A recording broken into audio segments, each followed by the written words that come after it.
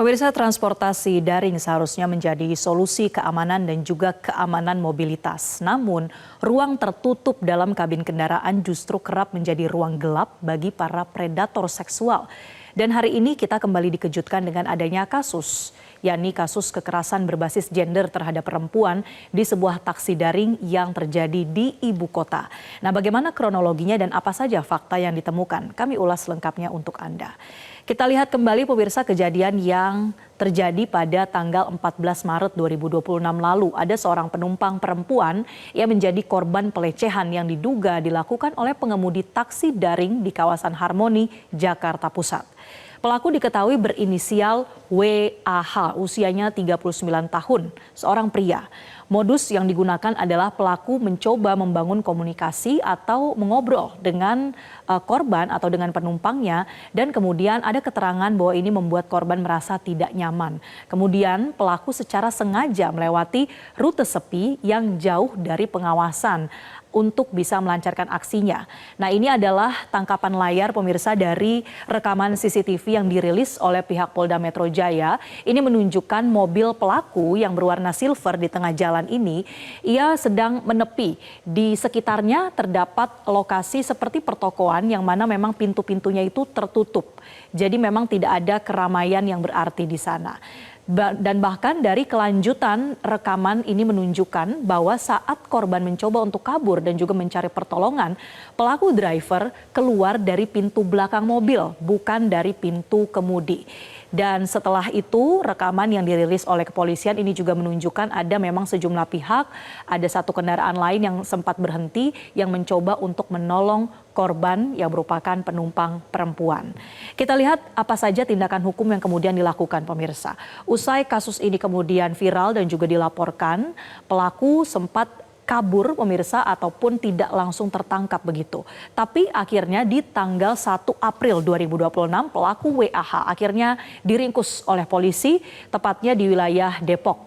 Namun penangkapan ini kemudian mengungkap fakta yang jauh lebih mengerikan karena ini di dalam kendaraan pelaku, polisi kemudian menemukan adanya alat hisap atau bong dan juga plastik klip bekas sabu.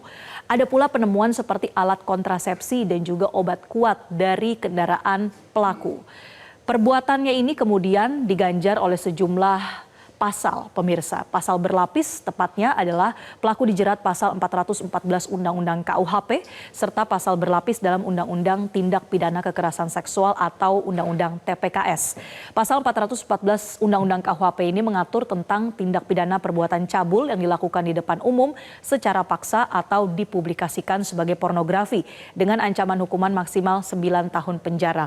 Sedangkan untuk pasal 5 junto pasal 6 junto pasal 4 Undang-Undang TPKS ini diantaranya mengatur tentang bentuk kekerasan atau pelecehan seksual baik secara fisik maupun non-fisik yang ancaman hukumannya bisa mencapai maksimal 12 tahun penjara. Pemirsa, kasus kekerasan seksual pada transportasi umum termasuk pada taksi atau ojek online ini bukan kali ini saja terjadi.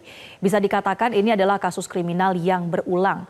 Dan jika secara umum melihat data kekerasan berbasis gender terhadap perempuan, data Komnas Perempuan menunjukkan tren yang mengkhawatirkan karena di tahun 2025 berdasarkan catatan tahunan atau Catahu Perlindungan Komnas Perempuan yang dirilis bulan Maret 2026, ini ada kenaikan pemirsa sebesar 14,07% terkait dengan jumlah kekerasan pada perempuan yang angkanya mencapai lebih dari 376.000 kasus. Ini adalah kasus yang dilaporkan atau yang diketahui, artinya sangat mungkin jumlah kekerasan terhadap perempuan secara real angkanya lebih besar dari data yang tersedia. Dan di ranah transportasi khususnya Komnas Perempuan juga menemukan ada berbagai kasus atau bentuk kekerasan seksual yang bisa dibagi dalam 3 kategori, yaitu pelecehan fisik, pelecehan non-fisik, dan juga bahkan sampai tindak perkosaan. Mengetahui bentuk kekerasan seksual ini sangat penting sebagai langkah awal untuk meyakinkan perempuan untuk bertindak apabila pelanggaran seperti ini terjadi, baik di ranah publik maupun ranah privat. Nah, kalau terjadi pemirsa, tindakan yang bisa diambil adalah menegur, secara tegas menolak perbuatan tersebut bila terjadi pada Anda hingga melaporkan pada pihak berwajib. Lantas seperti apa upaya yang diperlukan untuk mencegah dan memberantas terjadinya kekerasan terhadap perempuan, khususnya di transportasi daring? Memang tanggung jawab utamanya ini berada pada penyedia layanan, tapi sebagai pengguna transportasi daring ada beberapa langkah yang bisa Anda lakukan dan juga siapkan pemirsa, termasuk memanfaatkan fitur keamanan yang sudah disediakan oleh aplikasi. Tapi langkah pertamanya adalah selalu pastikan bahwa identitas dari pengemudi dan juga kendaraan ini sesuai dengan yang tertera di aplikasi Anda. Kalau keterangan tersebut tidak sesuai dan Anda merasa curiga, Anda berhak untuk menolak, membatalkan, bahkan melaporkan ketidaksesuaian itu pada penyedia layanan.